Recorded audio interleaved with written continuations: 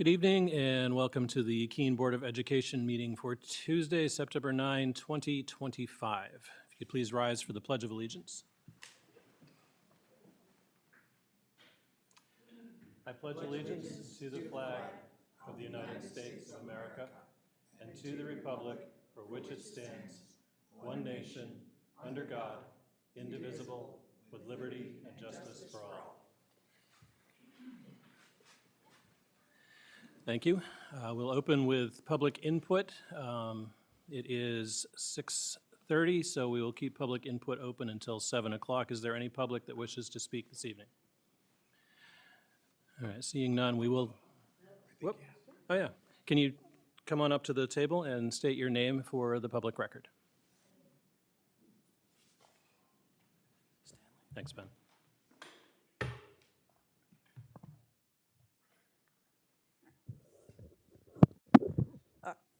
My name is Stanley Hensweet, and I'm here for a merit badge in the Boy Scouts. I think it's community citizenship in the nation picture. And it says here address is 5 Oak Street. Keene, New Hampshire. And Stanley, you want to tell the board where you go to school? Oh yeah, I go to Keene Middle. I'm in 7th grade currently, which is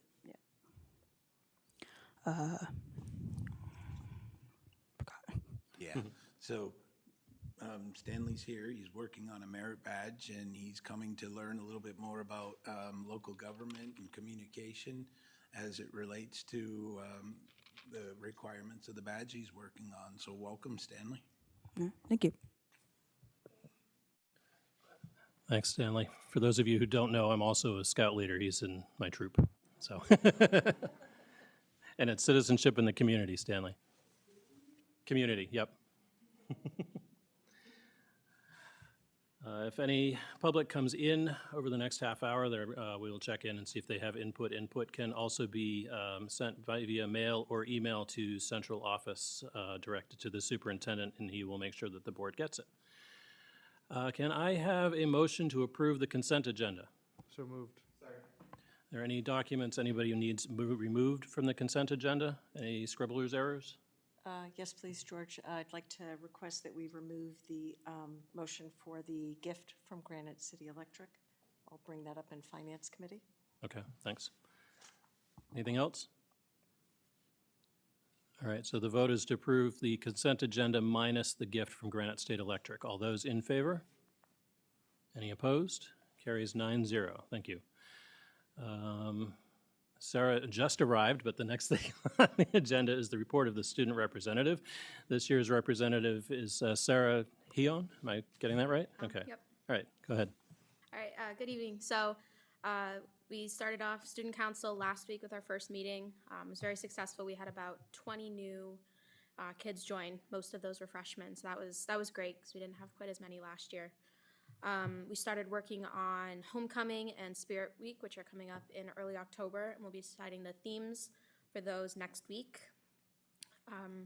We had the personal device ban start this year. It's been going pretty well. Minimal incidents, I think, all things considered. That's been going well. We have our open house on September 18th, as well as the club fair. So everything is getting organized for that, and we have representatives from I think almost every club at this point will be coming to that. We have our October SAT coming up, so lots of seniors have signed up to do that. It's its last chance before applications are due. We moved iTime to after 4th block, which has definitely taken a lot of the students getting used to, especially for students with early release. It's come up with some issues about students who don't have 4th block leaving and coming back, but working through that. And yeah, that's all we've got for tonight. Thank you. Right. Thanks, Sarah. Our meetings go extremely late sometimes, so if you hit a point where you feel like you need to leave and do your homework, that's fine. We understand. Or if you have another conflict, we get it. All right. Too bad you don't have homework, except from us. So, you know. All right, report of the board chair. I'd just like to welcome everybody back. It appears the school opening this year went fair, went fairly smoothly. Rob is trying to swap his job with Sarah's. He'd like to go back to school and let her run the school district. So thank you to administration, both building level and central office, as well as our teachers and volunteers that helped get the schools going. This is one of the smoothest openings I've seen in quite a while, probably since before COVID. So that's excellent, and we want to thank everybody who was involved in doing that. We do have some changes for the board. This is Heather Gilligan's first full meeting as a board member. And she is going to be joining the education and policy committees. Raleigh is stepping off of education. He was filling in for Rebecca there, and Dylan will be stepping off of policy. And again, he was filling in there. So that will give us 4 members on all of our committees again. And Heather will get you those schedules and get you connected with your committee chairs. Other than that, the board schedule for the coming month is back to normal. All of our committees are meeting as needed. The regular schedule, which I suppose I'll go over since we're starting the year, the first Tuesdays of every month is facilities first, followed by finance. The second Tuesday is personnel leading into this regular meeting. The third Tuesday is the education committee, and the fourth Tuesday is the policy committee. On scheduling, some of you caught this. We should have caught this when we approved the calendar last May, but we missed it. The November meeting was scheduled for Veterans Day. Obviously, we will not be holding a meeting on Veterans Day. So we need to determine if we are going to just cancel the November meeting, or if we need it, then we need to find an alternate date for it. I don't think we have a bonus. Well, we do have a bonus Thursday in November, and that's called Thanksgiving. So we won't be doing that either. So my feeling is we probably don't want to miss a full board meeting, but I'm not sure the best way to reschedule that unless we give up one of our committees. Thoughts? Yeah, Dylan? Did you say this was October or November? November. November. Okay. All right. Jen, and then Raleigh. Ed committee is scheduled to meet November 18th, and we sat, Brian and I and Paige sat down, and we scheduled things out. November is actually a very busy Ed committee meeting with all the pre-K through elementary school principals, scheduled to come in front of Ed committee, so I would be reluctant to give that up if I don't have to. All right, Raleigh? I think November 4th is election day. It is. Yeah, November 4th is election day as well. And so you may have some members of the board that can't make it. Yeah, I was just looking at that. So November 4th is Election Day. 11th is Veterans Day. 18th, you guys have a busy calendar. We often bail on policy that month, which is the 25th, because Tuesday obviously is the last day for students. They have Wednesday off for Thanksgiving break. So we generally don't hold policy that time either. I'm sort of leaning towards we just can't fit this meeting in. Why can't, sorry. Yeah, go ahead, Brian. Can we piggyback as we have in the past? We've piggybacked from Ed committee right to a board meeting in the past. Do you think that, Well, I really don't want to shortchange Ed committee if it's a busy agenda. strategically, and Jen, you can, strategically, since we have the elementary coming in, it may help Ben and I with them, so they're not these protracted presentations we had last year. Last year, that one meeting lasted almost 3 hours. Very long So meeting. That meeting? Yes, I do. It enables us to be more strategic with what's presented if we had a time frame in which to work. And just, if you don't want to lose the meeting. Okay, thanks, Brian. Yeah, we can be very efficient at facilities and finance, but if we moved them both to the 10th, because the 4th is going to be a challenge for facilities and finance because of election. What's the 10th? Yeah, that's a Monday, and we have town board meetings on Mondays. Right, but assistant superintendent and superintendent can split up for those, right? True. But when we did a truncated board meeting after that, then you could just say, you wouldn't need a standing report again from education and finance, because it would happen right beforehand. And you wouldn't have to report out on the liaisons. And you could squeeze that in because Randy runs a very efficient meeting. Jacqueline's, no, but I don't think we can, if you can't miss it, I think we could. I'm worried about the 4th anyway, and where would we move to? Like, we What can't about miss a facilities and finance in November. What about the 12th? It's a Wednesday. Instead of going to the Monday, what about going to the Wednesday? Well, that's up to you guys. I'm just suggesting that we can combine those 3 meetings in one if we're just efficient and truncate it, or we miss, but, and I don't care what day. And I'm happy to keep the 4th. I'm just saying, if we're gonna have a hard time getting a quorum, maybe we just combine them all into a truncated meeting. All right, let's check this first. Who are we missing on election day? I know you're running, so we're definitely missing you. You're running too, aren't you? Yep. Yeah, I'm an election worker. okay. I'm working the morning shift, but I can be here that night. Well, I'm more worried about your committees. Like, if we're missing, yeah. Yeah. Yeah, Chris, are you gonna be out on at the polls? Yeah, are you planning to be at the polls rather than the meetings, if we hold the meetings on the 4th? Okay, so you're missing, but missing 2 still hits your quorum, so I do think we're gonna have to move facilities and finance as well. All right, so November is just awful. All right,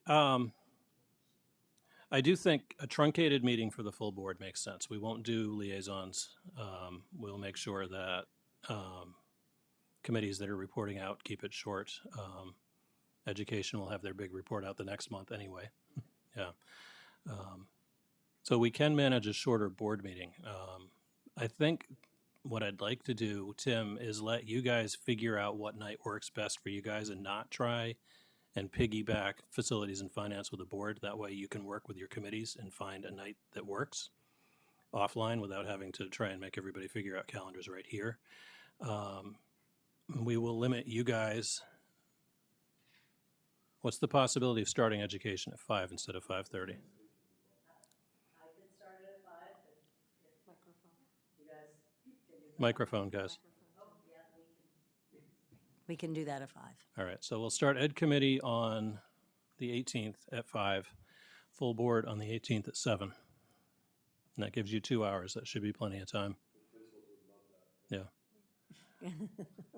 All right. Make it so. No meeting on the 12th. Facilities and Finance will find a date that works for them. No full board on the 11th. No full board on the 11th. Facilities and Finance will find a date that works for them. Are you gonna go to facilities and finance? I can, depending on Then when we you can schedule it. keep the date if we have to, That's a good point. which will be That easier might be than- the easier thing to do. Okay. I'm available. If you'd rather do that, we can do that. We will piggyback the full board on the 18th with education starting at 5, full board starting at 7. Personnel can decide what they want to do, if they want to hold a separate meeting or if they need a meeting. Maybe we'll save the recommendations from personnel for the full board and just for that month. All right, we'll give that a try. As it gets closer and it doesn't work, we'll let everybody know. All right, that's enough for me. Report of the superintendent? So you guys have a new format this year. Hopefully you like that. I can tell in real time that there have been 25 views. I sent it out to 33 board members and 25 have viewed it. Of course, all 9 in this room have viewed it already. I'm absolutely confident of that.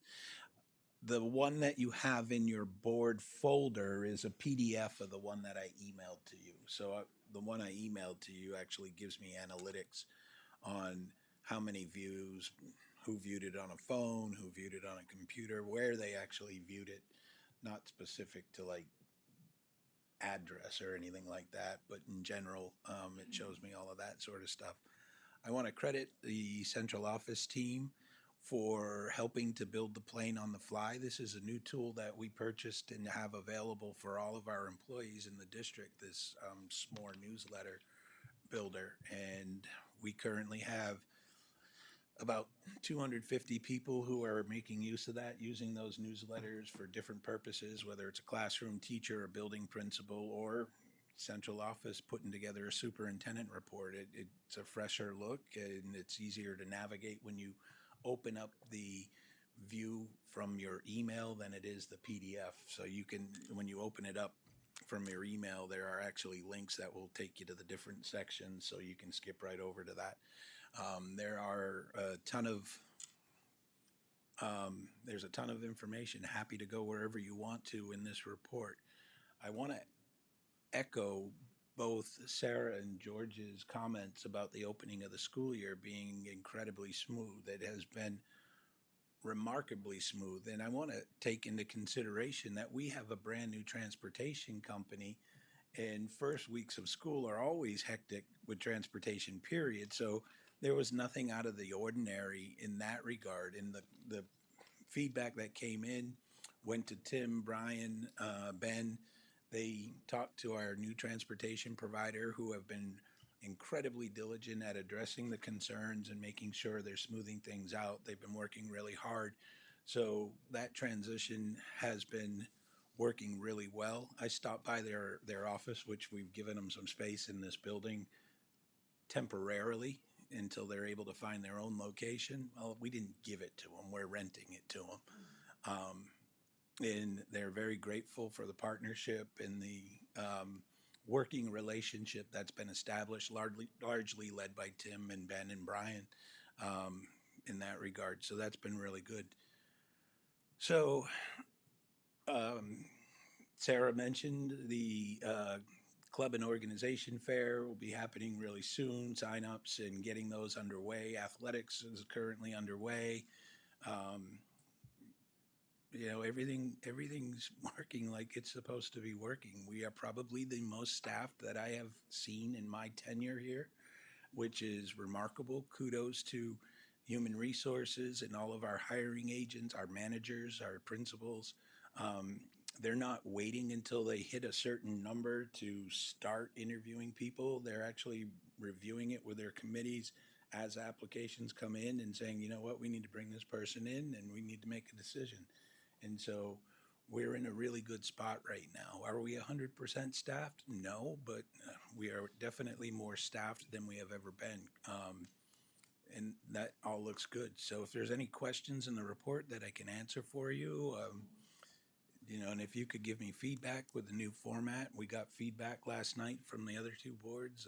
They liked it and have had a couple suggestions that we'll take into consideration for October. Yeah, I do recommend on a monthly basis, board members take a look at that version that Rob will email you with the hyperlinks in it. It's much easier to navigate. Jacqueline? Rob, if you wouldn't mind, I think particularly for those, as we always say, watching from home, you did a nice little update on some tweaks that are being done with the CBE. Just curious if you want to do a little very brief highlight on that, and then also just wondering what's happened thus far with communicating that out to families and to students. So I'll let Brian go over that, but with regard to the communication to families and students, this report will actually be posted on the website so that it will be available. I'll email it to all of our parents and our students and our staff.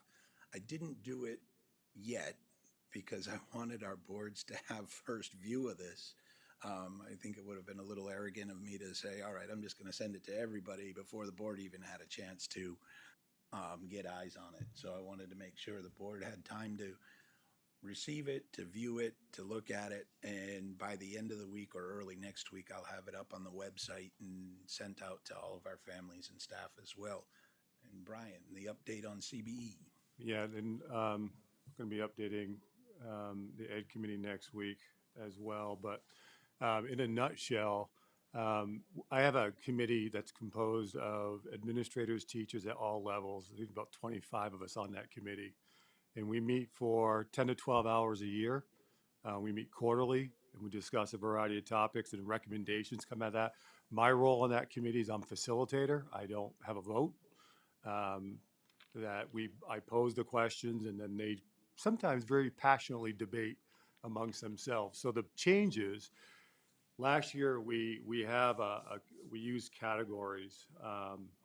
One, because if you were to look at a traditional rubric that's a 4-point scale, and you used any kind of designation, say for proficient, whether it's proficient or a 3, and you want to associate that with a letter grade such as a B, you're still working within a 101 point number system, and there's nobody around this table who can differentiate between an 86 and an 87. So we use categories, and we have a description in there. If you can scroll down, Ben, of what those categories represent, and from the no evidence, which is really a student who is doing absolutely nothing in terms of academic work and developing, the committee wanted to add, because they teachers thought from a survey that we did last spring, that it was too broad between no evidence and developing. So we added an emerging.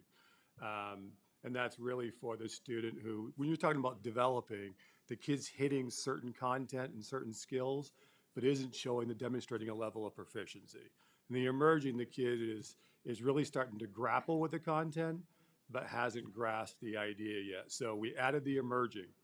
Another thing that we added was we used most recent rather than mode.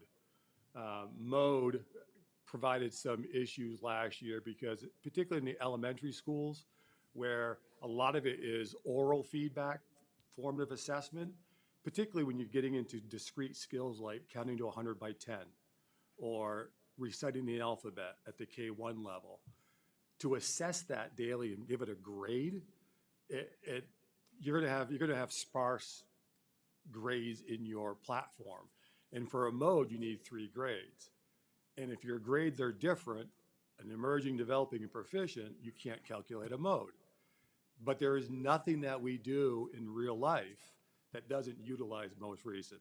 Whether it's taking the SATs, the LSATs, your driver's test, everything is based on the idea about learning being dynamic and fluid is that you get to be proficient.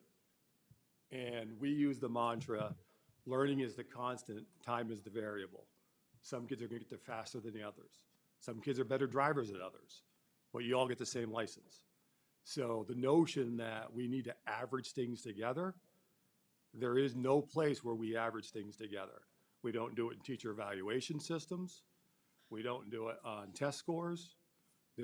Once you reach, the whole goal is to reach proficiency. And I use the analogy, if Miss Headings took the LSATs 5 times and Chris took it once, Chris passed the bar. It took 5 times for Jacqueline to pass the bar. Jacqueline isn't only doing law on Tuesdays and Thursdays. She can practice law like anybody else 5 days a week. So we use most recent now. And there will be anomalies. For instance, a student could get developing, and all of a sudden get proficient, or get proficient and all of a sudden developing. That's where there's always subjectivity in grading. And that's where the teacher has to use some common sense and say, oh, Ben got 5 P's in a row, then got a D. What's the anomaly here? He's practicing the same skill. Is there something going on that maybe affected Ben's outcome on this particular assessment? So those are really the 2 larger pieces, which is moving from mode to most recent and adding that emerging category. We polled the staff the other day around certain elements relative to this. I think the one sticking point that keeps coming up over and over again, and it arose out of the survey that we administered 2 weeks ago to all staff, was we had the proficiency with distinction. Now, if you were using the word exceeding and you were in 3rd grade, Jacqueline, the word exceeding means that you should be working on 4th grade level work. The word distinction means that you can take something and you can move it to a higher order thinking category. So the proficiency with distinction, there's some back and forth of whether that is developmentally appropriate for certain grade levels, like first and second grade. When the discrete skills are count to 100 by 10, you either can or can't. There is no way to move that to a distinction level.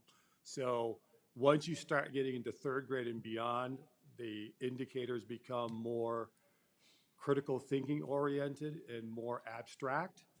So that distinction can be differentiated between proficient and another level. But we're having debate. It came back a 50-50 split from the teachers who did the survey of where they stood on that. So we have a CBE committee on the 25th of September, and we're going to continue that debate to see where that's developmentally appropriate. So that's kind of where we're at. We do have a meeting on the 25th. I met with Ben and some CBE members today to talk through something that Jen and I talked about of how we want to get information on whether or not our progress report is giving people enough information about their students' learning. So we're talking that through as a CBE level of what that looks like.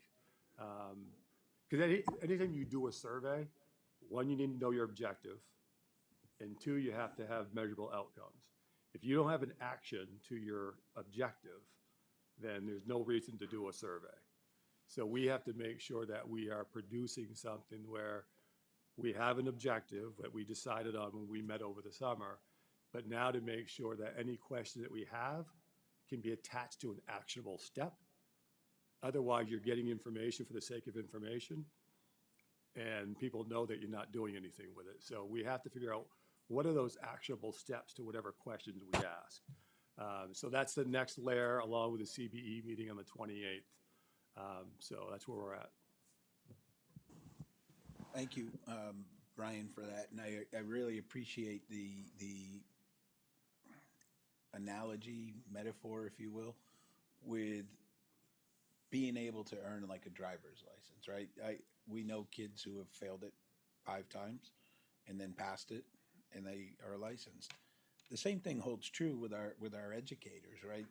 With the praxis exam, we all have no educators who may not have been successful the first time, the second time, maybe even the third time, but they've kept at it and they have hit that proficiency requirement and now are a licensed educator as well. So I appreciate you using those real life examples as you were explaining that for the viewing audience and for the folks in the room as well. Appreciate that. Other questions for me as it relates to the superintendent report? Raleigh had a feedback on the CBE stuff. Yeah. Thank you.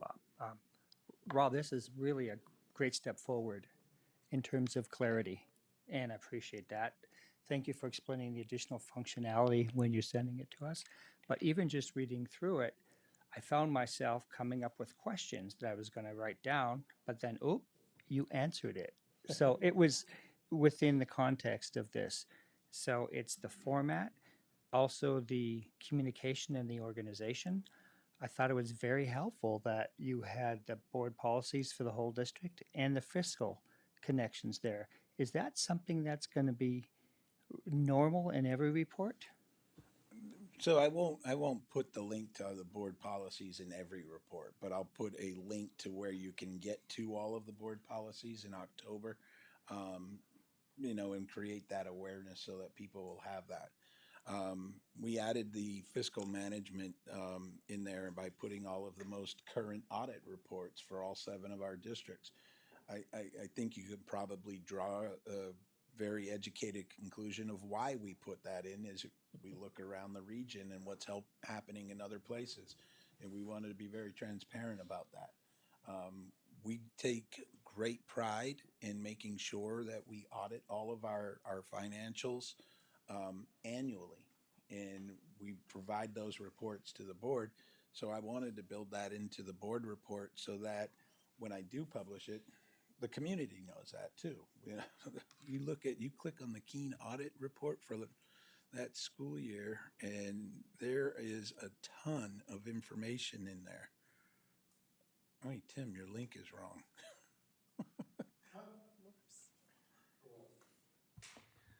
But The we'll link, fix that. yeah, the link to the Keene audit goes to Drive, the drive for the finance committee. yeah, It's the right, yeah. yeah, Rob was expecting the actual report when he clicked the link. yeah. See, so I'll your link fix is wrong. those links. Yeah. So like if I click on the Chesterfield one, it takes you directly to the report, the 57-page report, so that people can see that. And I'll remedy those other links.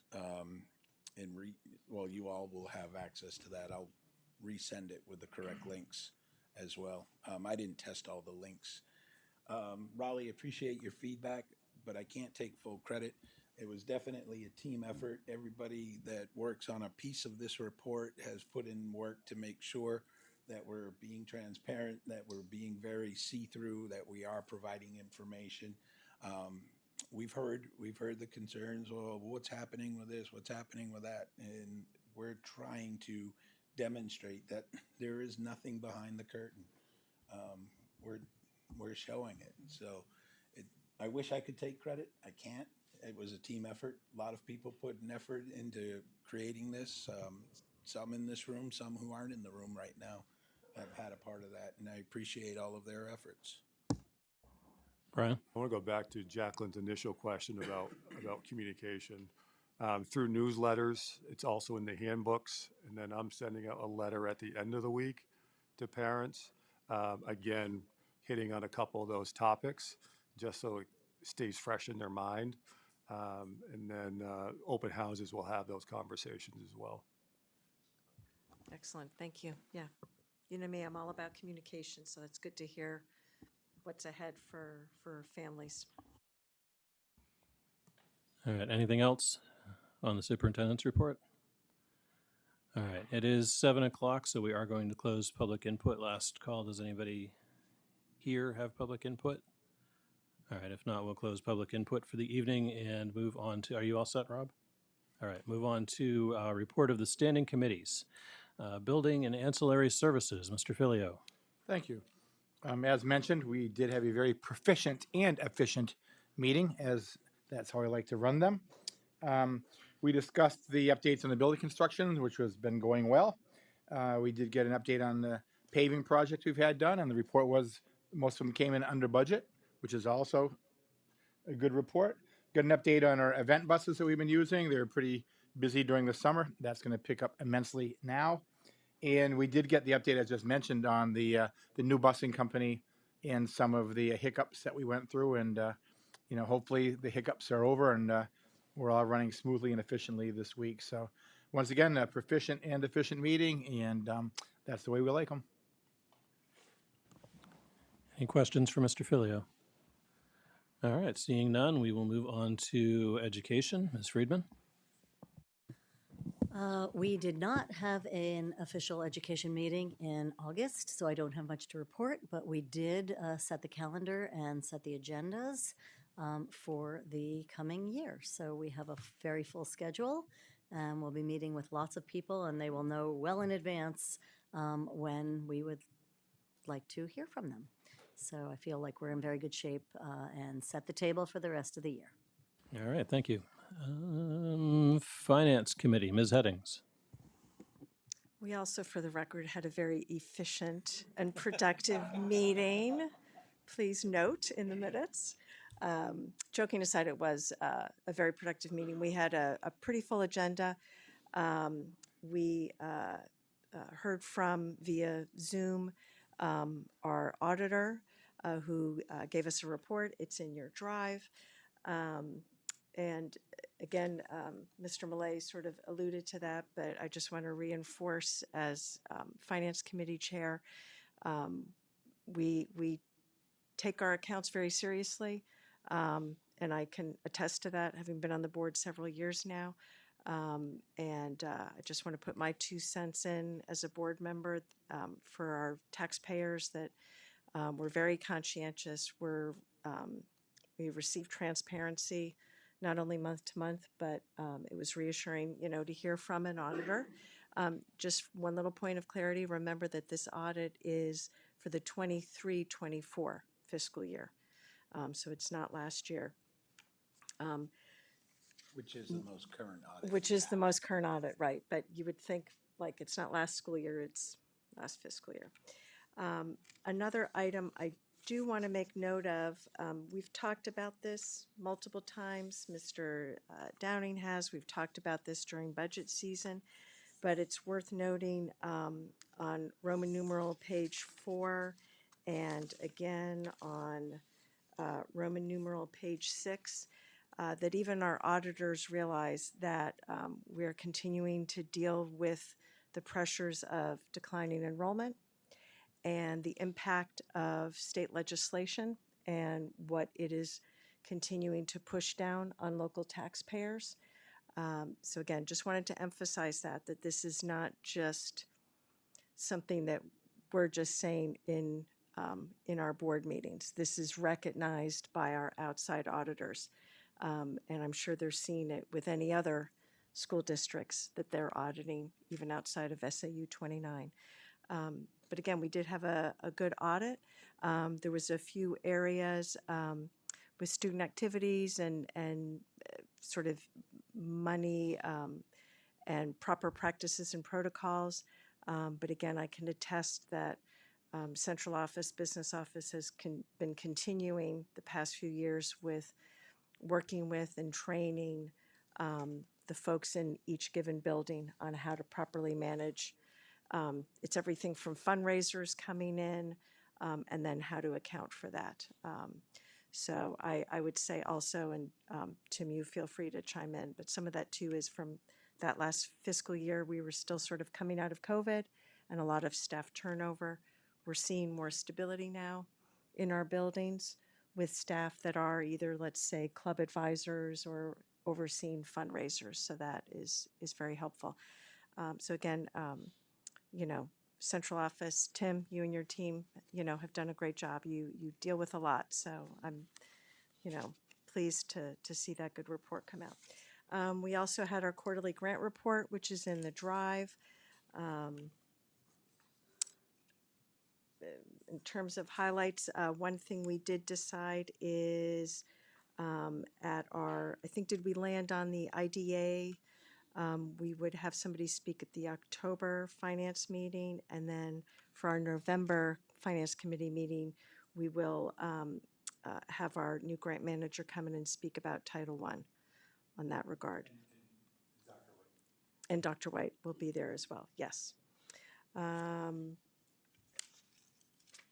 We also got an update on Project Keep that is underway. We've got it at 3 of the 4 schools right now. Is that correct? Oh, you've got it now at all 4. Excellent. Okay. All right.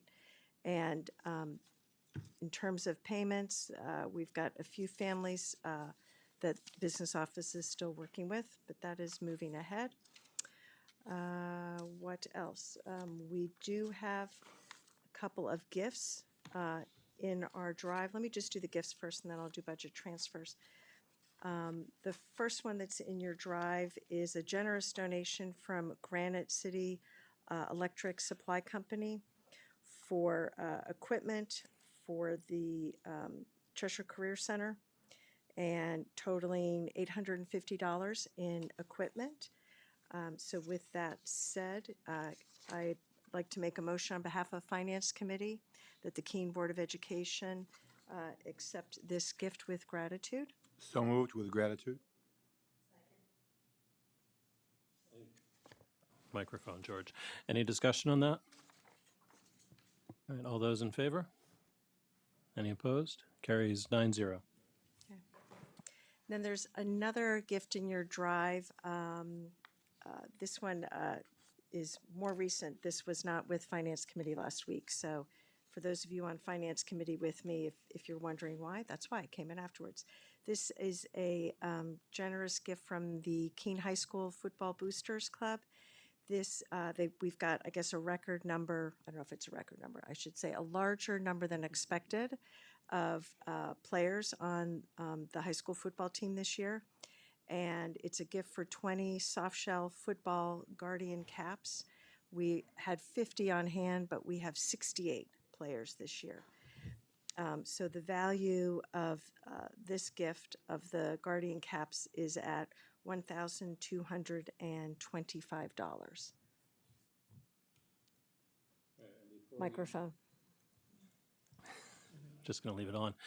Before we make a motion on that, I need to point out that that did not hit our drive until yesterday, so we did not get 48 hours notice. So if there's any board members that feel that they need more time to review this, let me know, and we will have to table this one until next month. All right, seeing none, go ahead, Jacqueline. With that said, can I have a motion to accept with gratitude the generous donation from the Keene High School football boosters in the amount of $1,225? So moved with gratitude. And I'll second it with gratitude. All right, any commentary on that? Concerns? I have a concern, Tim, which is they've already expended this. Now, this is a bad example for this problem because we do want the safety equipment on the kids as soon as possible. So I get why they did that, but this is not an uncommon issue where gifts come to us for approval and they have already been expended or received or whatever the term may be. And there are instances where we have turned down gifts in the past. So Agreed, I'll pass that on along. all right. This one's not as egregious as some No, I because agree. it wasn't money spent. The Boosters Club can buy it. We can't keep them from buying it. And if you guys voted no, I'd collect those caps and send them back to the Boosters Club. So it's not detrimental, but it is a very salient point. We need to have POs prior to purchase. We need to follow the steps before we accept the gift because oftentimes it's something you can't put back in the bottle, and you have the duty and the authority to accept or deny a gift. And there's all kinds of reasons where that might happen. So I couldn't agree more, and I will pass that message along. If you want me to do something, I'll do it in writing so that we have it marked. Yeah, and that's plenty. I'm not looking for anyone to get in trouble for this, especially when we're Well- talking about safety equipment. I'm glad, there's a photo today of our football players wearing the new equipment, and that's a good thing. So, yeah, go ahead, Raleigh. I actually had a question on the funds report, but Let's do this vote first. okay. All right, anything else on the gift? All right, all those in favor? Any opposed? 9-0. All right, Raleigh, you had a question for the funds report? Yeah. Thank you for Tim through the chair. I noticed that we had one of the larger amounts that we might have to return is for professional education on that grant. On which? I'm sorry. On your funds. It looked like a federal grant funds, and it looked like a large amount was unused for professional development on that. Are you talking about, I got to know which one you're talking about. There's both a financial report and there was also The grant a report. grant report. The grant, Oh, I the had gra- the same the grant. question, actually. Yeah. So in the facility, in the finance job, we Yeah. did a grant report, and there was a large amount unused in both, well, there was about $20,000 in community ed, Roy. I saw that too, a larger amount in professional, yeah. That's unfortunate. And like 11,000 for CCC. We had about $600,000 in Title I unused. We made a change at that location. In part. So grant managers need to be diligent in using their funds. We're notified numerous times of those funds. But, yes, we need to maximize our funds. $20,000 would not be unusual for a $1 million fund, and you would probably be cared for. But in community ed, our grants are small, so that was detrimental, and some of those expenses just weren't handled right there, and so they spent general funds. Your microphone's So- still on, Tim. So that's unfortunate. So we've addressed it. We had a meeting about it. We think they're in a better place, but we have met with them about that. All right, nice catch to the two board members that caught those. Thank you. All right, Jacqueline, do you have more? I do have more. All right. Again, I said we had a very busy meeting this week. Okay, next items are our budget transfers. We've got those up on the big screen. We have a number of them because they're crossover of both July and August. In your drive, by the way, it's labeled as July_August 2025. So if you were poking around and could not find it, that is why. I'll make the motion first, and then we can field any questions in that regard. I'll make a motion on behalf of the Finance Committee that the Keene Board of Education accept the budget transfer report dated August 2025 as informational. So moved. All right, did you have comments on it?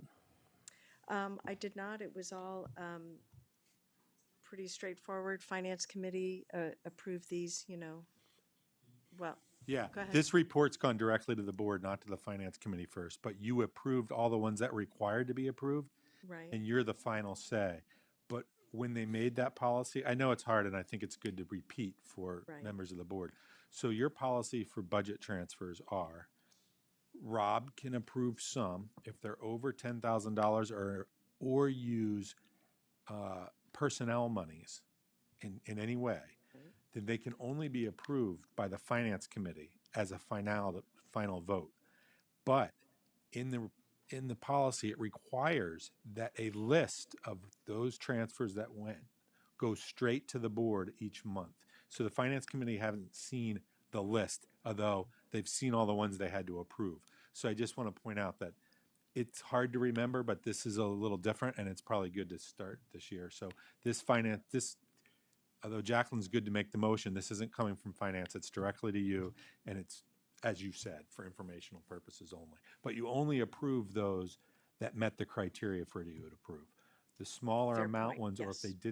they were under $10,000 and didn't have personnel, were only seen and approved by Rob. All right, thanks, Tim. Jacqueline and I were actually trying to remember exactly how that works, and we couldn't remember the dollar value on it. Yep. Yep. Yeah, That was, is, yes. yes, an thank you. excellent reminder for both the board and for folks that are paying attention to this as they watch these meetings. All right, so in summary, that means that the transfer report in front of you, mostly this is the first time that most of you have seen this, and this would be your opportunity to ask Tim questions about any of them that look odd to you. So having said that, with the motion on the floor, are there any questions on any of the transfers? All right, seeing none. All those in favor of accepting as informational? Any opposed? Carries 9-0. May I add one more thing? We approved it in the consent agenda, but annually, what's always presented to Finance Committee first and then to us here on the board is the business office, Mr. Rohr, presents to us what will be moved into our reserve, which is available as you'll see on the consent agenda.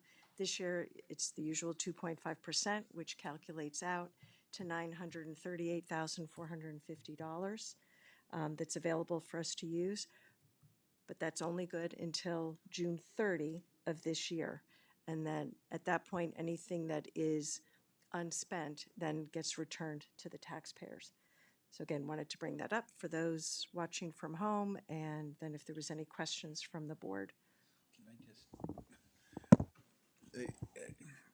you're right. Philosophically, you're right, that it does get returned to taxpayers, but I don't want people to misconstrue that they're gonna get a check in the mail. It gets returned as revenue for the next budget. That's how it gets returned to taxpayers. So I don't want folks to think, oh, great, if this doesn't get spent, I'm gonna get a check in the mail. And so that gets a little confusing when we phrase it that way. It's absolutely correct. It is being returned to taxpayers, but it's being returned in the form of revenue for the following fiscal year. So, Yes, thank you, Rob. In my interest of trying to keep things tight here on time, I was not clear on that. I apologize. no, it's good. Thanks, Rob. I was going to make that same clarification. Nope, you're good. You did ask. Jacqueline, you good? Yes, now All I right. believe we're good and we've covered everything. All right, thank you. Personnel, Mr. Roberts. Unlike all the other committees, we were quite inefficient. And we'll show you how inefficient we were in non-public session. But during the public part of it, the list of the employees we have is down to one page of short openings. It's one of the best we have, if not the best we've had in quite a few years. And we still have new people coming in. We had some new people come in today. And so we're looking really good. And also, we're not lowering any standards to strike names off the list. All right, excellent news. Thank you, Chris. Policy Committee is my committee, and we also did not meet in August. We did have the annual roadmap meeting for policy, and I'm told that it's extensive. We've got, which I knew was coming. Our primary issue this year is going to be working through all of the changes sent down from the state government and a few from the federal government, and adjusting our policies to make sure we're in compliance with everything and still being respectful of our own staff and students. It's going to be a busy year in policy, which I don't like to see, but that's how it goes. All right, school liaisons. I know a lot of you have had trouble reaching your respective principals because of opening of school, but we'll run down the list for those of you who were able to. So Keene High School, Raleigh, do you have anything on top of what Sarah already reported? I think Sarah did an outstanding job, and I do have nothing else to add at this moment. Yeah, that often happens to Raleigh. We talk about the high school so much that his report often loses a lot of its content by the time we hit him. Chester Career Center, Ms. Friedman. I Microphone. believe that Richard Town is out on a medical leave right now, so I have not been able to get in touch with him, but I look forward to chatting with him as soon as he gets back. Yeah, thank you. Middle school, Ms. Walker. Let's see, middle school. The opening went well. Cell phone ban is being well received. I think the teachers are appreciating it because now they can point to legislation as opposed to school rules. KMS is having an open house on September 25th. Club signups are next week. And this month is Suicide Awareness and Prevention Month, where they are having flyers outside of the lunchrooms to support kids. And I believe it happens this Friday. They're having a mindful mosey walk around the building after school. Tomorrow. Okay, I thought it was Friday. Anyway, tomorrow. Tomorrow. Okay. Actually, yeah, that's every Friday. Okay, and that is all. All right, thank you, Paige. Franklin, Ms. Headings. I've not had an opportunity to connect with Mr. Kress, so apologies. Nothing this month. Fuller, Mr. Filio. Yes, I met with the principal already this morning. We had a really good meeting, actually. Started off with they have 275 students this year, which is interesting because over the year they lost 18, which was to moving out of district, moving out of town, whatever. And they figured 2 of the charter schools, which, by the way, one of them is already asked to come back. They gained 18 students, once again, from other areas. 4 of them came from local charter schools. So the conversation appears to be the peak, in my opinion, and what I'm seeing, at least at Fuller, the charters are peaking, whereas students that are leaving are actually coming back. And those that had never even been to the public school, they've been in charters, are leaving the charter schools to go to public school. So, and she's getting really good feedback from the parents discussing the difference between the charters and the Fuller. And they were just across the board mentioning that public schools had more to offer. And unless you fit within that little box in the charter schools, if you strayed out of that box at all, they were coming back to the public school. So we had a good conversation about that, and that's something I plan on following up with her like bi-weekly. One of the programs we discussed was the EPIC program there, which is pretty much at Fuller. Right now they have 13 students. What that is, a lot of these are nonverbal students, or partially nonverbal. A lot of them have autism. This 13 is pretty close to 50-50. They split them up between kindergarten, second grade, and then 3rd through 5th grade. They have 2 teachers for it. That's where they're one short. That's where we need to fill that one on that list.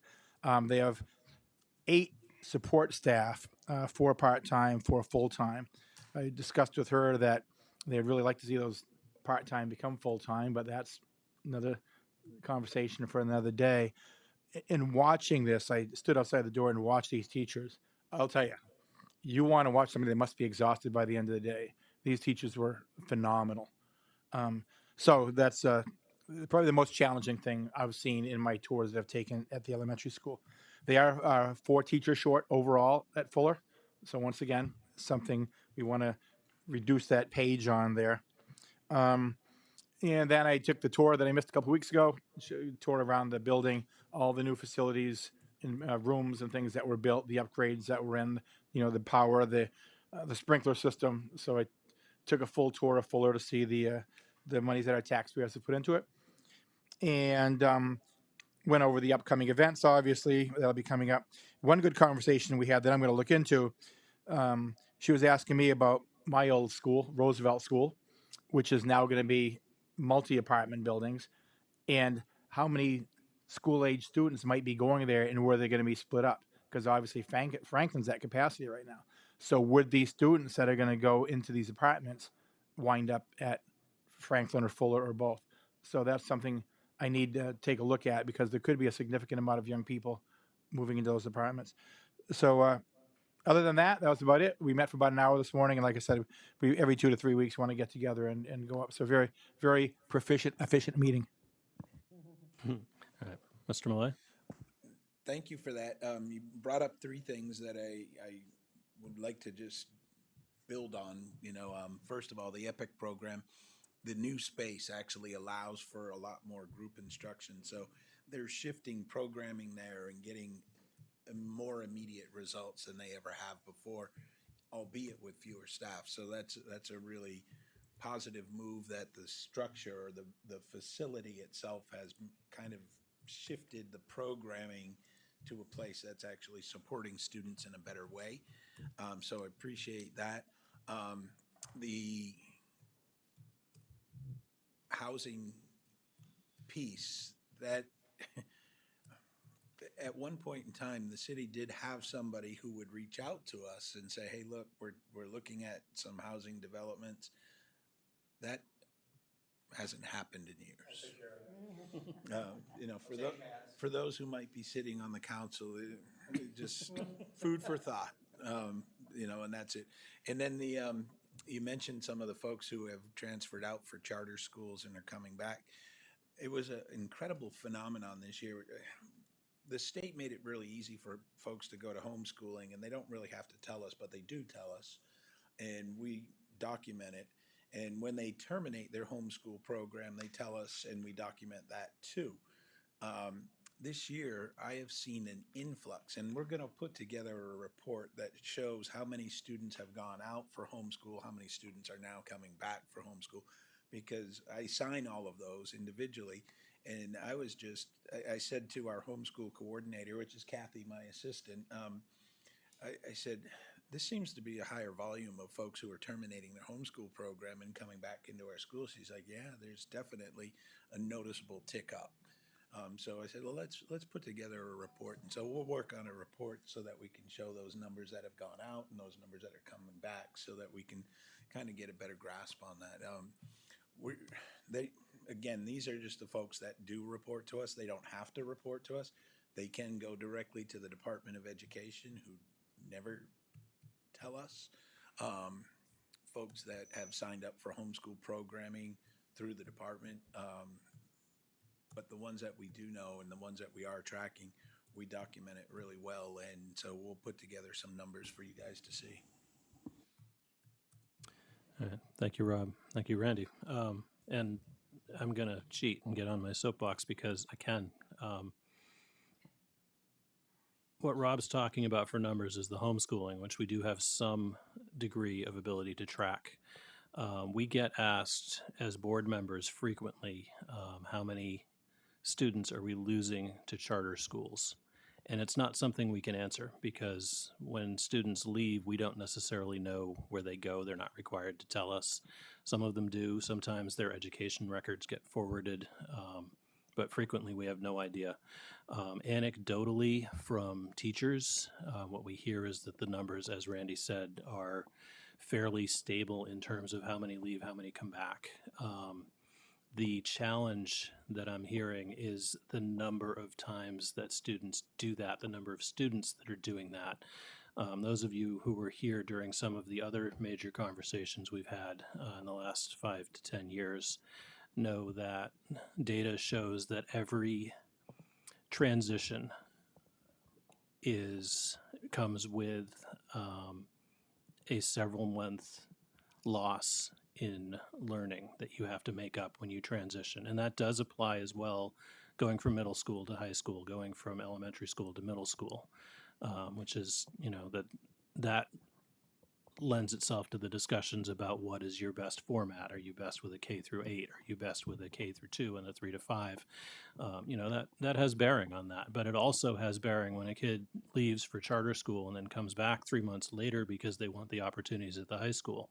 They come here from a charter school and then discover that the huge environment is too much and need to go back to a charter school.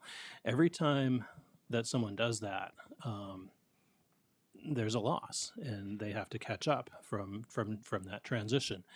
And that's one of the drawbacks of the current push at the state level here in New Hampshire to make it easier and easier to make those transitions. And they're also pushing for open enrollment, and that will have the same issue. As you make it easier to jump from public school to public school, you still have that transition loss. And that is one of the probably untrackable results of what's being pushed through at the state level that we have to face at the educational level here. And I'll get off my soapbox. Simon School is me for this month. It will be Heather going forward, and I will connect with you and introduce you to the Simon's principal and give you some basic questions you can start with as you start figuring out what your reports should look like. I actually have not been able to connect with Susan Grover, but simply because she's been too busy. And the one thing that they did want me to let you all know is that their all school assemblies have started up again, and they do have an open invitation to school board members if you'd like to go attend to those. Those are start the day on Friday mornings, and you can connect with the school to find out if you'd like to go to a given one. This is after Simon's. Sorry, Rolly, I'm stealing your paper. Thank you. Wheelock, Mr. Germana. Me and Patty are meeting next week, so I'll have something for next month's meeting. All right, thank you. Jonathan Daniels, Community Education. Mr. Roberts. I was over at Jonathan Daniels. Jonathan Daniels had a very rough summer. It was quite demanding, and they made it through. Right now, they have 103 students. They have a waiting list, and one of the things that Joanne and I are talking about is they have openings in the classrooms, but they're not openings in the classroom because what she has to do is she's got a list of people, of children that will become eligible during the school year. So she has to leave those seats open. Otherwise, if she puts someone in and saying, oh, George, your son is going to go in December, then they would have to kick out the person because your son would be, because the needs would be already slotted for that seat. So if some people say, wait a minute, you have some openings, that's because they already have a list covering the whole year when other people would be coming in. And the other part is to maximize the amount of students that can get available services. They have to really work with the numbers. So some kids may get 2 days on a Thursday or Friday instead of that normal Monday, Wednesday, Friday, or whatever. But she's maximizing to get as many kids services as possible. It's trying, And I went to her and I asked her, wow, you look pretty beat. So she's working hard and she's putting in long hours in to try to make everything work. All right, thank you, Chris. All right, that is it for liaison reports. Next up is NHSBA, and one thing that we need to do that we did not do last month, even though we knew who our delegate was going to be. Can I have a motion to approve Paige Walker as the Keene School District delegate to the NHSBA Delegate Assembly? So moved. Second. You can figure that one out, Jen. All right, and a related note, they've moved the delegate assembly to, what is it, the 25th? Okay, but Paige is still able to attend that, so which we're very appreciative of. All those in favor? Any opposed? Carries 9-0. Thank you. We have a number of resolution type items in our drive, so as a refresher, the purpose of the New Hampshire School Board Association, its stated purpose, is to advocate for their member districts in front of the legislation on education-related bills, which, see previous discussion, has been a lot in the last couple of years, in numbering in the hundreds. And they do other services for us as well, particularly in terms of policy management. They have some trainings which we've taken advantage of in the past, but their primary purpose is advocating in front of the legislature. And they have a governing body of documents called resolutions that they use to know what their member districts want them to advocate for. So there are both standing resolutions, which have been approved at past delegate assemblies, and there's roughly a dozen of them with a bunch of subcategories. And there are continuing resolutions, which were the ones that were approved last year, and that slate has to be approved again this year in order for it to become a standing resolution in the future.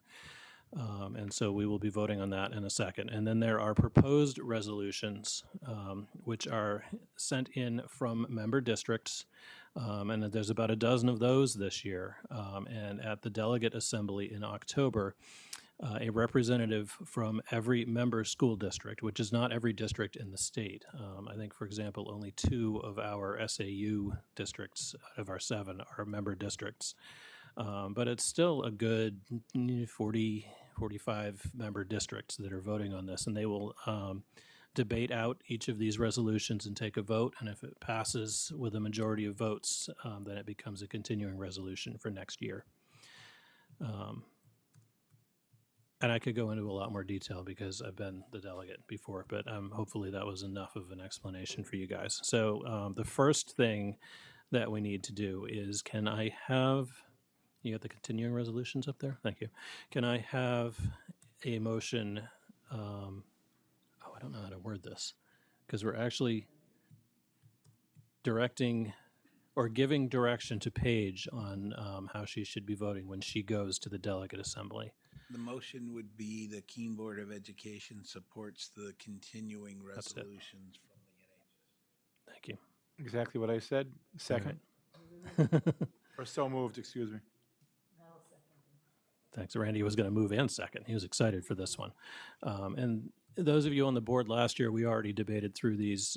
As I recall, the delegate assembly pretty much voted the same way that we were going to. There was, I think, 3 resolutions that were hotly debated, but they ended up going the same way that the board was looking anyway. Concerns with the continuing resolutions? All right, all those in favor? Any opposed? Carries 9-0. All right, hang on. Maria, this is going to take us a while. And I know that the guys have school tomorrow. You can probably, we've reached the boring part. We've covered the actual governance part that he needs for his merit badge. So if you guys want to go ahead, and I'll, if Mr. Phillips questions it, he can come talk to me about it. Yeah. All right. Thanks for coming. Thanks for being here. All right, we're not going to get through all of the resolutions tonight. I know people are already starting to, nope, people are already starting to flag. Unfortunately, they did move the delegate assembly, so we have 2 months of meetings to get through this, but I don't want to leave them all for October either. So we're going to get through what we can tonight. Paige, the motions are going to read similar to what Rob just did. So each one will be the Keene Board of Education moves to support, and then we'll either vote yes or no. If we vote no, then we don't support, but all of our motions are in the positive. You are allowed to vote the other way. We give you this direction so that you know the will of the board. But by approving you as our delegate, that gives you the authority to listen to the arguments on the floor, particularly if it was a resolution that Keene was divided on. And if they have arguments that sway you, you can change your vote. You just need to come back and then explain to us what happened. Yeah. And this came up, I think, the year that Raleigh was the delegate, and we had to make sure that that was clear because a lot of the issues we knew were going to be hotly contested that year. And I think that you did have to shift on one, if I'm remembering correctly. That was a while ago now. Yeah, that's right. All right. So, having said that, Rob's like, get on with it, people. Let me open up the resolutions so I'm not dependent on what's on the screen. And these are the continuing resolutions, which do not help me at all. They're in the same document, right? Ah, written ones. Excellent. All right. Raleigh printed them out for me. Well, actually for himself, but yeah. All right. The first 3, numbered 13, 14, and 15, oddly enough. I think that's correct. No, 15 is different. 13 and 14. No, and 15. They're all the open enrollment. They are all about the proposed open enrollment legislation. One of them is from Hanover and Dresden. One of them is from Dover, and one of them is from Oyster River, who are, basically the same district. And the NHSBA technically opposes all 3 of them. So they have a board of directors that goes over all of these resolutions and talks them through and then makes a recommendation, which we are welcome to ignore or accept. And in this case, they technically oppose all 3 of them and propose an alternate wording following the first one from Hanover and Dresden. And they have rationale in there. Basically, they're avoiding referencing the specific law because if we pass a resolution that says the NHSBA opposes HR, it was a House bill, so HB 741, then next year when the House bill has a different number, they technically can't advocate for or against anymore. So they've proposed alternate wording that they believe captures the intent of the 3 resolutions from the various districts, but leaves it more open. And basically their proposed alternative, let me read their proposed alternative. NHSBA opposes any open enrollment legislation that would have the effect of further undermining the reliability of projecting revenues and expenses and setting of school district budgets, and some more words that mean basically the same stuff. Basically what they're saying is rather than saying we directly oppose open enrollment, they're saying if you're going to do open enrollment, make it a workable system that school districts can work with. And the reason they're doing this, Tim has left, but he's talked about this with us before, and it came up in discussion with some of the other districts that send to us.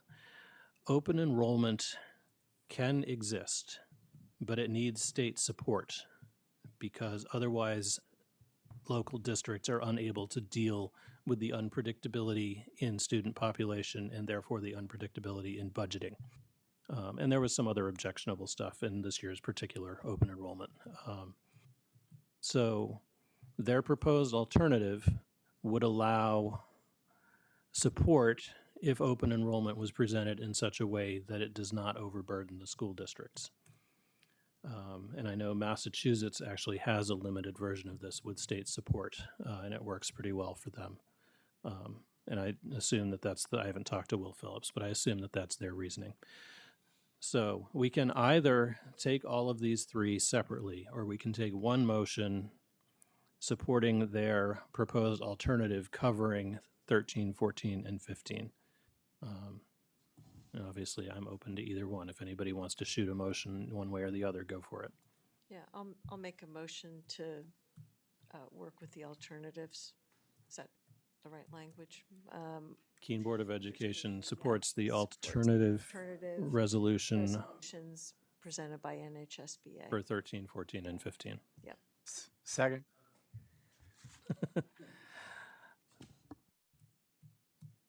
All right. I know Paige has read through these. I know Raleigh's read through these. I don't know if anybody else has read them really, really closely because they can be boring. Do you guys have thoughts? Yeah, go ahead. I'll get your mic.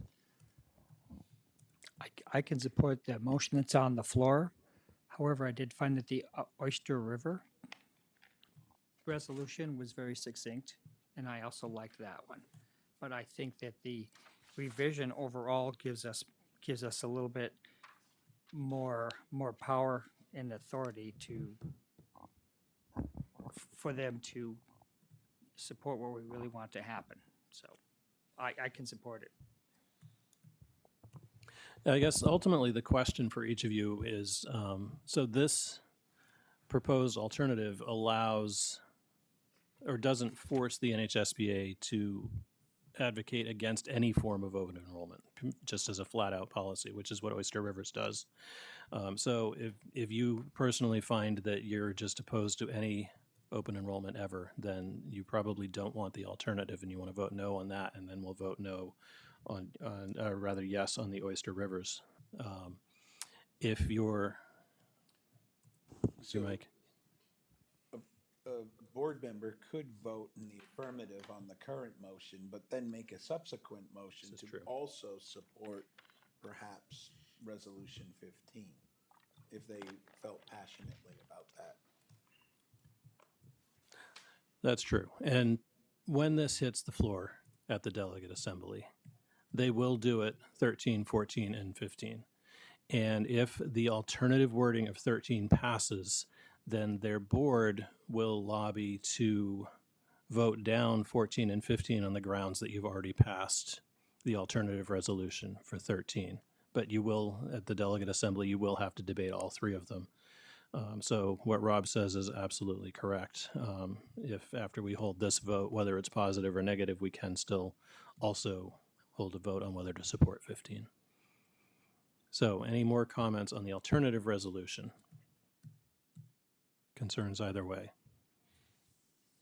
All right, the motion on the floor is to support the alternative resolution on open enrollment. Those in favor? Those opposed? 8-1. Okay. Yeah, I spent a lot of time thinking about this. All right, Raleigh, did you want to make a motion to support 15? Yes.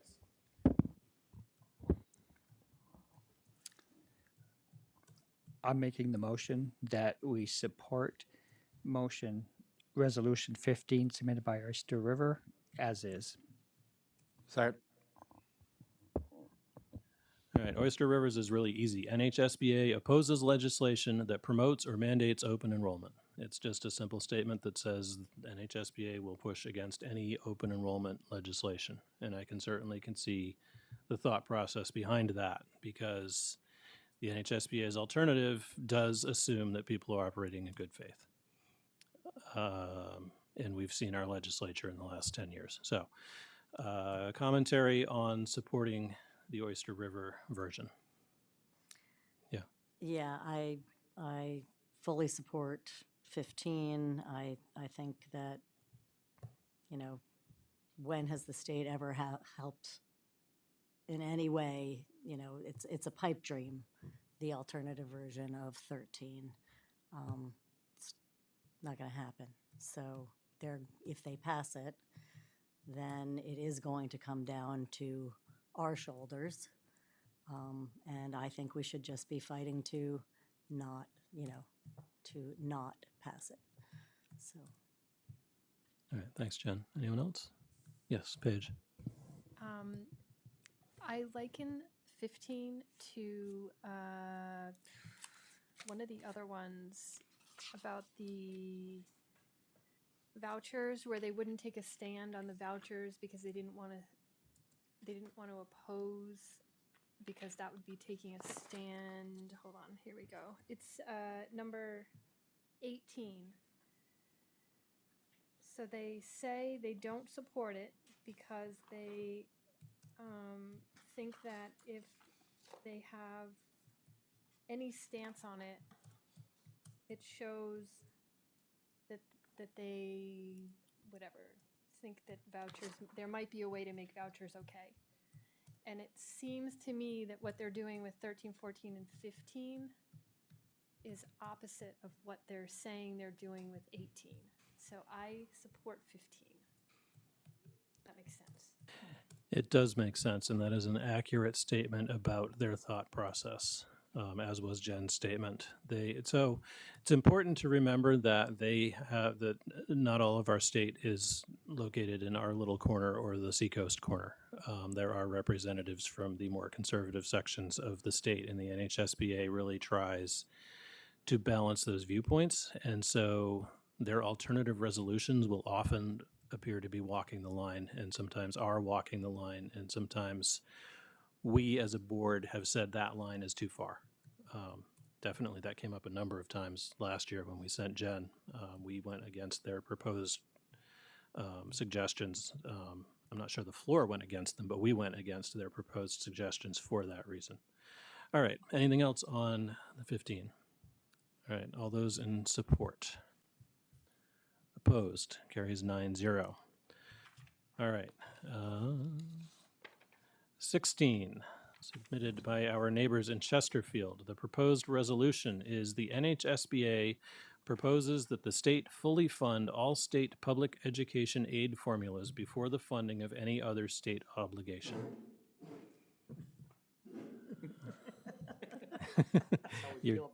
Your chair hates you. All right. And there's an alternative on this one too, which is actually much easier than some of the alternatives. The alternative reads, NHS proposes that the state fully fund all, and here's the change, state public schools, public school districts, and public education aid formulas before the funding of any other state obligation. Basically, it's clarifying language that makes sure to include all education mandates rather than just specifically the public education aid formulas. Bless you. Use a mic next time, please. All right. It occurs to me that, and I just realized this after 3 years of trying to run this circus, that what we probably should do is hold a vote both on the proposed resolution and the alternative resolution, because we don't know which one Paige is going to be asked to deal with. And we can support both, but I think that's the way I'd like to run that. And I've lost track. Did we have a motion on this one? No. I will make that motion. Second. All right, and that's for the actual proposed resolution. These are pretty straightforward. Basically, it says, hey, pay what you've told us you're going to pay. Concerns or questions? Those in favor? Opposed? 9-0, 8-0, and 8-1, 9-1. Which way are you voting? I'm voting against it. Okay, 8-1. Thank you. That's because you're going to support the alternative, isn't it? It's preferable. All right, here you go. Yes. I'd like to make a motion to support the alternative resolution recommended by the NHSBA Board of Directors for number 16. Second. Thank you, Dylan. And as I said, I agree with Raleigh. I do think the alternative is preferable. But I realized that we're not actually necessarily voting on our own preferences. We're making sure that Paige has direction, and we don't know which one of these will actually hit the floor. when she gets to Concord. So it's important, I think, to cover both the proposed and the alternative. All right. Those in favor of supporting the alternative? Any opposed? All right, that one's 9, 8.5 to 1.5, 9 to 0. All right. Are we gonna go back to 13, 14? Do you want direction on the actual resolutions in case they don't go for the 13, proposed? 14, and 15, the actual and the proposed are quite different. All right, I'll move Sorry. to, no problem. You're the one who's going, so if you need more direction than we're giving you, please ask for it. All right, I will move that the Keene Board of Education support Resolution 13 as presented. Can I have a second? Second. All right, the proposed resolution is whereas, oh my God, this one's really long.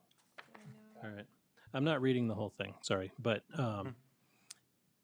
their resolution includes questions, which is unusual. This is oddly worded.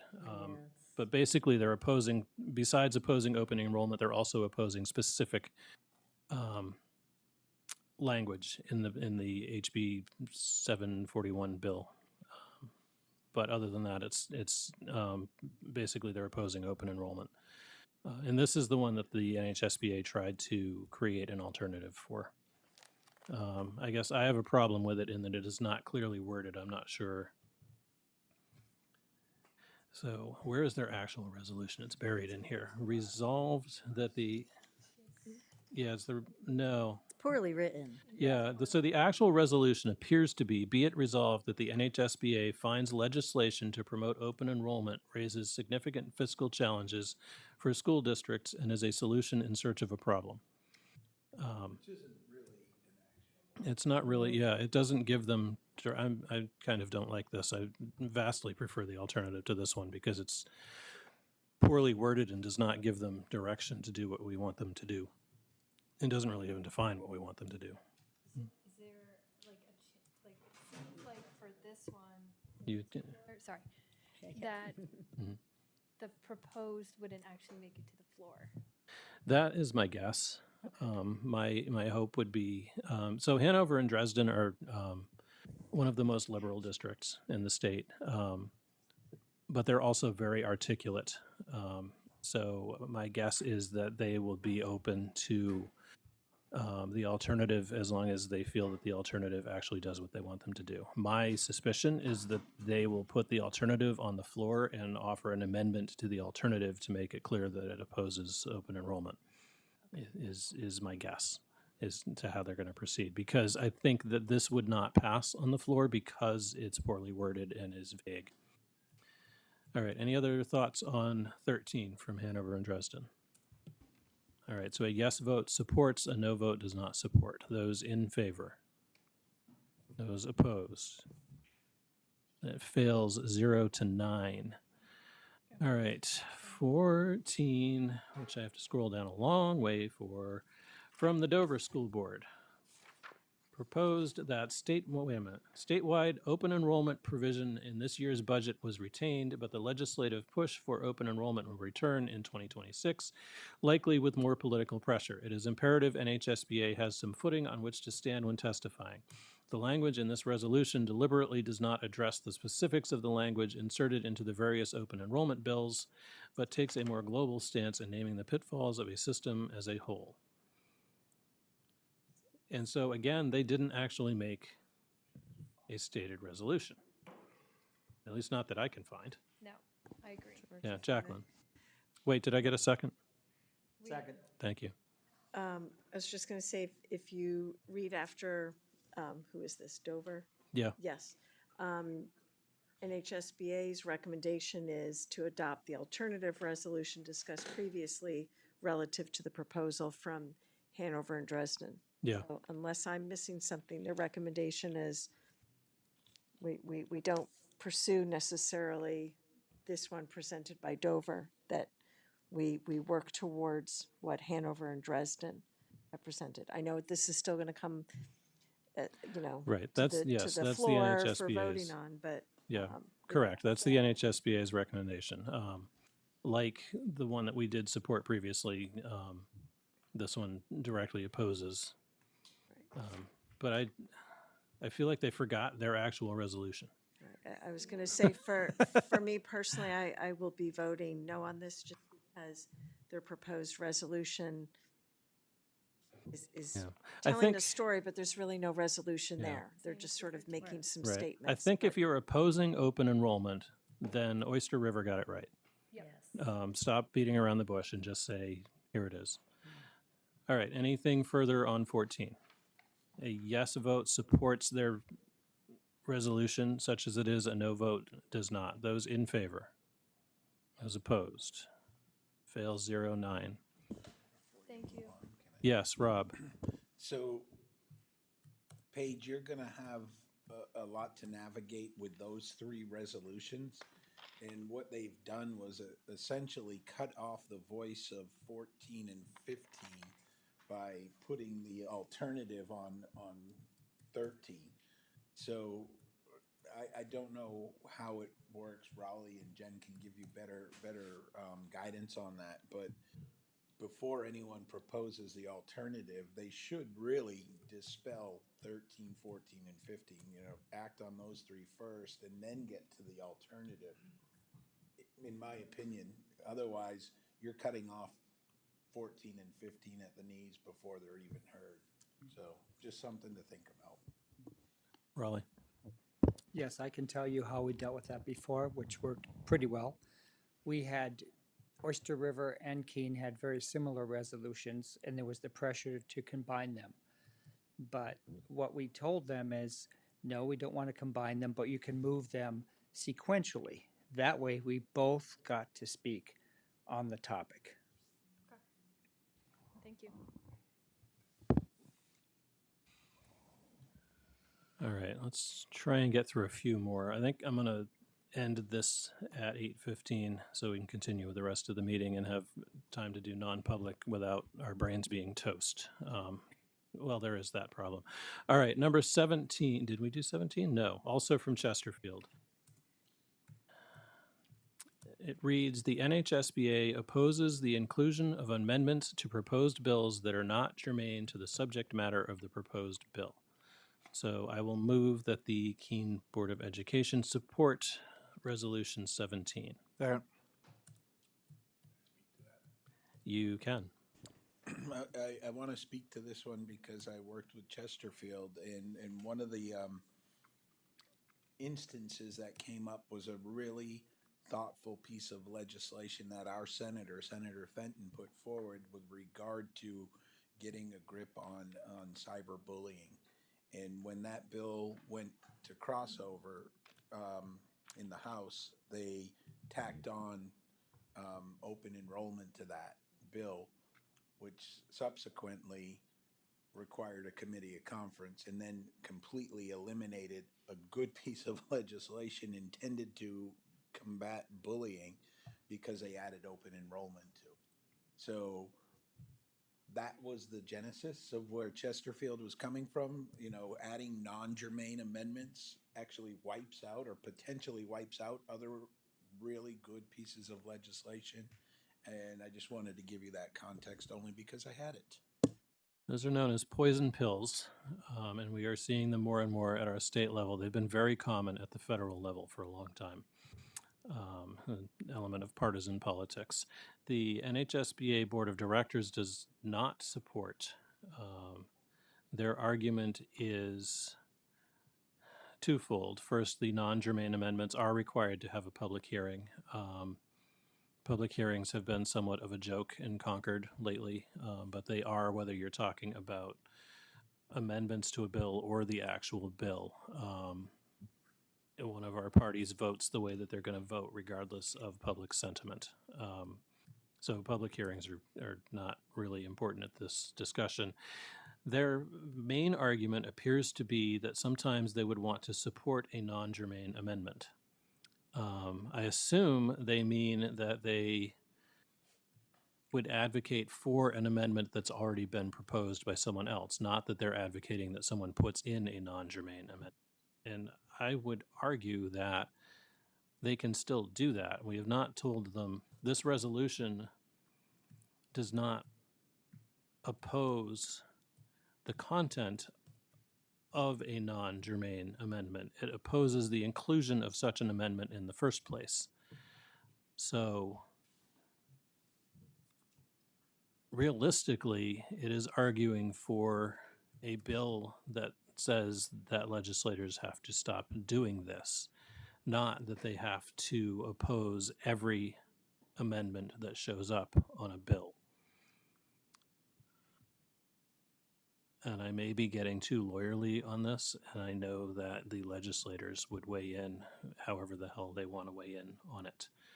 I don't know if anyone who has more experience at the State House level wants to comment on that. I'm leaning towards supporting Chesterfield personally rather than the board of directors, but I can certainly be convinced. Jacqueline, you had your hand up? I just was going to say, there's a key sentence right there if anyone missed it. And it, simply put, amendments should improve the focus of the bill. And that's why I will support this, because that hits the nail on the head. Anyone else?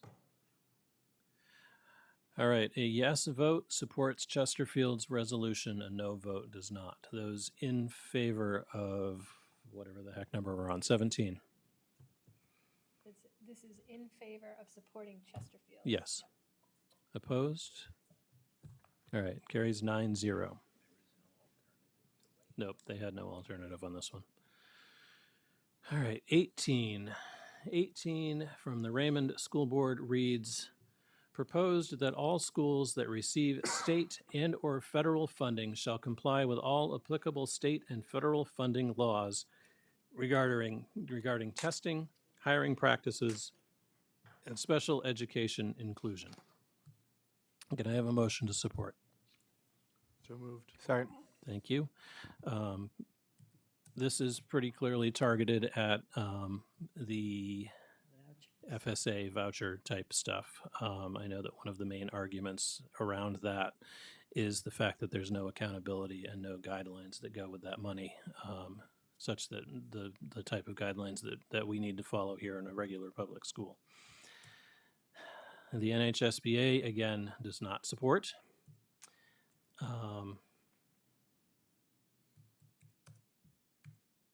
And I'm not sure I'm not sure I follow their logic, quite honestly. If anyone else wants to take a shot at it. This is the one that I had referenced before. Right. Where they say because they unwaveringly oppose vouchers since at least 2005, their concern is that if the proposed resolution is adopted, that it might lend a position or point of view that the NHSBA has no objection to a voucher. Blah, blah, blah. Thank you. Yes, that does make sense. And I. Yeah, that's. I struggle with following their logic, quite honestly. You can still oppose vouchers and demand that the voucher system that we get anyway has accountability. You can do both of these things. Rob. So the vouchers are here. Yeah, I agree with George. I think the rationale, I don't think the proposed resolution discontinues an opposition to vouchers as a whole. But what this resolution is offering is that, all right, if you're going to put it into motion, here's some ground rules for you to follow. So I think it's, sorry. Yeah, go ahead, Raleigh. And then I was going to speak from point of strategy that they have. They may not want to boil the ocean. They might want to put more of their effort into opposing some of the other bills. So, I mean, I could go either way on that, but if they're not going to if they're diluting their efforts on some of the more important ones, as opposed to something that's already there, I didn't really want to follow them up. yeah, go ahead, Paige. This is the one that I felt like was similar to 13, 14, and 15, where they didn't want to take a stance because then it shows that they're taking a stance and it might be supportive. But I think vouchers are already out there, and I think one of the problems with vouchers is that there are no regulations or guardrails or anything holding anybody accountable for these vouchers, which makes it difficult for schools to deal with budgets and everything else that goes with the vouchers. So with all of the problems that we know exist with vouchers, my primary issue has been from the get-go, even before they became the monster that they are now, the lack of accountability. And this is not as a school board member, this is a taxpayer. If my tax dollars are going to support somebody, I want accountability behind that. I want to know, I want the testing. I want to know that the outcomes for these students are what they're supposed to be. I want to know that the institutions receiving my tax money are meeting state and federal laws. I don't want my money going into a black hole. It just has offended me from the get-go. So I support this honestly more than I support legislation opposing vouchers in the first place. But that's obviously this is a tricky one, and I could certainly see the alternative viewpoint on this. Anything else? All right, a yes vote supports Raymond's resolution. A no vote does not. Those in favor? Opposed? It carries 7-2. All right, that was 17? No, 18. All right, 19, also from Raymond. This one's longer and less well written. But basically they're proposing, wait a minute, here we go. We propose a strengthened school building aid program. And then they put actual dollar values on it and a formula for increasing the growth on that in any given year, which is, George, if I may. Yeah. Dr. White, can you slide to number 19, please? Thank you. all right. I guess first, can I have a motion to support Resolution 19? So moved. You almost seconded before. Yeah. All right. NHSBA does not support, and they point out that they already have 2 resolutions that are directly addressing this. And I know that they advocate very strongly for, because there is an existing building aid fund, and it is woefully underfunded and has been for close to a decade now. Sununu made a big deal about putting money back into it, but that still only brought it back up to like 45 or 50% of where it's supposed to be funded. And it only lasted for 1 year because he used surplus money to do it. It wasn't actually in the budgets. So it is very unusual to give the NHSBA something as specific as this resolution, where they've proposed an actual they basically proposed legislation here. They said this is how the legislation should read, and that is a very difficult position for an advocacy body to take. This would be more appropriately directed, I think, to somebody that actually sits in Concord and proposes legislation. That said, the building aid funds are woefully underfunded, and I certainly support that. So that's kind of what you're deciding. Jacqueline. Worth noting at the bottom of page 10 of the document and on to page 11, NHSBA votes not supporting this because there's 2 existing resolutions already, I guess, in the works, if that's the right way to put it.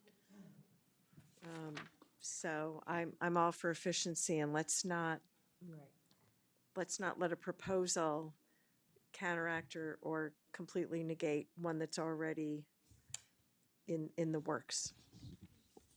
Rob? I applaud Raymond's effort. I think that's a really good effort, but I think their course of action is to work with their lawmakers in their region, because that is, you're right, more written like an LSR as opposed to a resolution. And great, put that into action, for the legislature to weigh in on. All right, anything else on 19? So a yes vote is in favor of their resolution. A no vote opposes it. Those in favor? Opposed? It fails 0-9. What's 20? Can we do 20 in 4 minutes? I think All right. so. 20 is Concord. Concord does the whereases, but their actual resolution is submit a resolution to the NHSBA to advocate to the New Hampshire State Legislature to create a universal and subsidized meal program for New Hampshire public school students. Can I have a motion to support? So moved. Second. NHSBA does not support because there is an existing resolution which reads, supports that the state and federal government seek and provide viable, sustainable, permanent funding to provide a school breakfast and lunch at no cost to students and at no cost to local school amendments. Basically, they say that it already exists, and I can't dispute that. It seems to be actually the same wording, and feels like Concord didn't read the existing resolutions. Thoughts? Jacqueline? Just as I said with the previous resolution, I'll be voting no on Concord's submission. It's a good one, but again, if we've already got a resolution in motion that exists already, I support going down that path. And so I will not be voting yes on Concord's new resolution. All right. Anything else? A yes vote supports Concord's resolution. A no vote does not. Those in favor? Those opposed? Fails 0 to 9. Technically, 22, which I can't find, is, we're on 21, is the same issue. But it is about gun-free school zones, and I feel like this might be a longer conversation. Maybe not, because there's already an existing resolution. There is. I guess we could start it and table it if it gets complex. All right. So 21, also from Concord. A resolution of the Concord Board of Education supporting the New Hampshire state legislation that will enforce the Federal Gun-Free School Zone Act. There are a bunch of whereases, and therefore it is resolved that they say the Concord Board of Education, but they mean that the NHSBA opposes current New Hampshire state law that does not require state and local law enforcement to enforce federal law of gun-free school zones. Urges all of the city of Concord's elected representatives. Is there a part in here that relates directly to the NHSBA? No. Urges the New Hampshire State Legislature to pass a bill that enforces federal gun-free school and gun-free school zone acts in order to create and maintain a safe education environment. All right, can I have a motion to support? So moved. So moved. Going on the next. I know, it does. But a lot of these don't apply to what the NHSBA would doing. They apply to what Concord is going to do. They kind of dumped a whole bunch of stuff into one thing and then said, hey, let's give it to the NHSBA. All right, so with a motion and second on the floor, NHSBA does not support. Their reason for not supporting is that there are existing resolutions, which Raleigh was instrumental in getting passed. And as he said, it took 2 years, and it was a combined effort between Raleigh and Keene and Dover, right? Yeah. And it was heavily debated. You guys are familiar with New Hampshire. It was heavily debated. But there are now resolutions in place that basically do what Concord is asking. At issue is the fact that the state has said that local law enforcement should not enforce federal gun laws.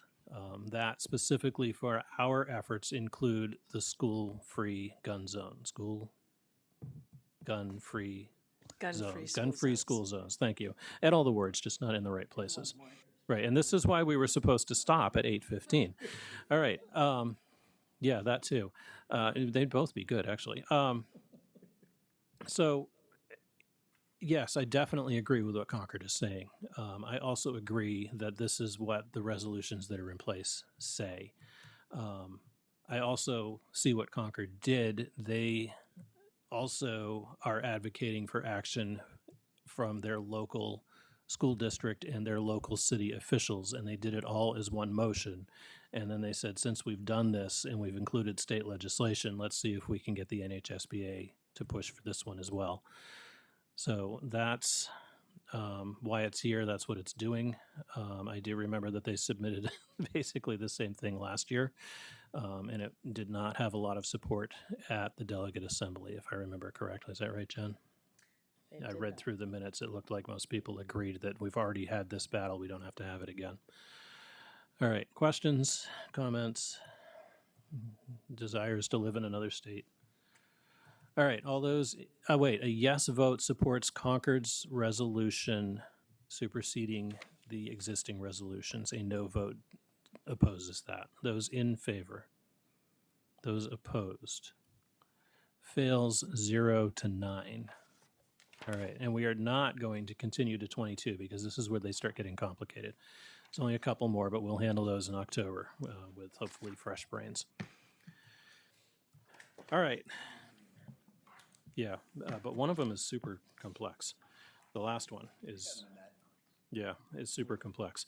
All right, moving on. SAU 29, there's not a whole lot to report. We do have an ad hoc committee that is going to begin looking at the superintendent evaluation form and hopefully have something more appropriate in place for next year.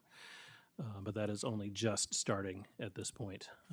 And that will be keyed by Ega Cordell, and then Rich and Kevin from Nelson and Westmoreland, yep, respectively, will be directly involved, and I will be in when I can, but it turns out that their meeting times are pretty conflicting with my current work schedule.